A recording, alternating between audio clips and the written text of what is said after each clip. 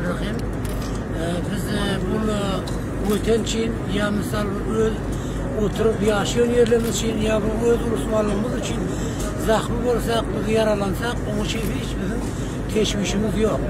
Bizim maksadımız ne? Bizim maksadımız şu kavimlerimize hizmet edebilsek, amma merdimiz aram edebilsek, ya mekteplerimize, oğlunlarımızı katlaştırabilsek, biz özümüz fark etmiyor. Şüphelerim ben, bana hem bile zaten şahit, zahmi ben kellemden yürümek okuyan, ama yine ben bana bu kumandan sahip kendi söylediğin yandan akşam gelip bunlardan haberleşip yanına kumandan sahip livanı vilayet bilen nemede bizler katlaşım o değil. Bizim maksadımız her kanca bizim üstümüzde kıynansak fark etmiyor. Merdimiz aranmasın.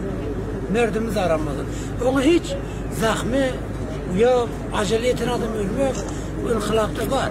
Bu bizlere iftihar. Öten için, öz milletimiz için, öz kavmimiz için bizler her zat olsak onu bizler iftihar ediyor. Bizler ona maiz olamız yok. Ya biz zahmi olduk ya yaralandık.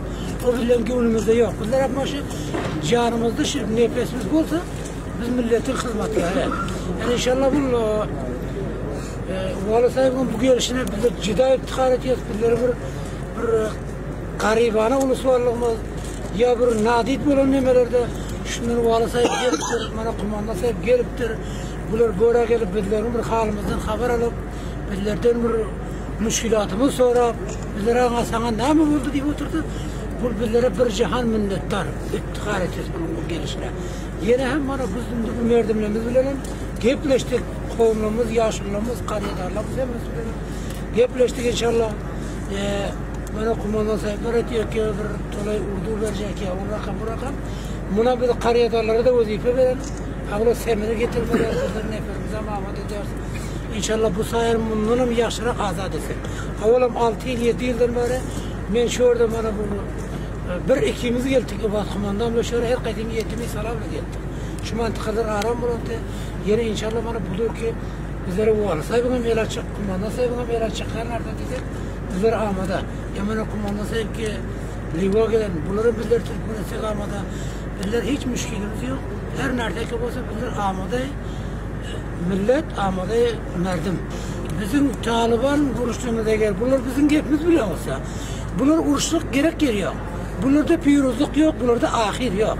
Bunlar bayit gelse, Furuzay Sula teslim olsa, bizlerle bir yerde olsa. Bana dün bir nefer geldi biz için, bir kumandan sahibinin yanına alıp geldik. Bana kumandan sahip şu hazırda hatır eken, şu giden ekene, bana şuna kumandan sahibi bana eline gelen şu topu verdi.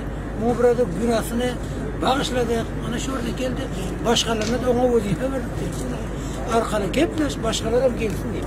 Bizler o adamların gelişini taraftar. Gelse, sulu bizler ona hoş oluyor. Her kimin olsa, ya bir adam insan, bir vakit fikrin başka bir yere oluyor, turup bir de kaharet ediveriyor. O rakam etmelidir. Son bir kaharettin, iyeti keller canı, son pis aylanın gelam oldu. Onun gelişini bizler biliyor. Çok hoş olacak.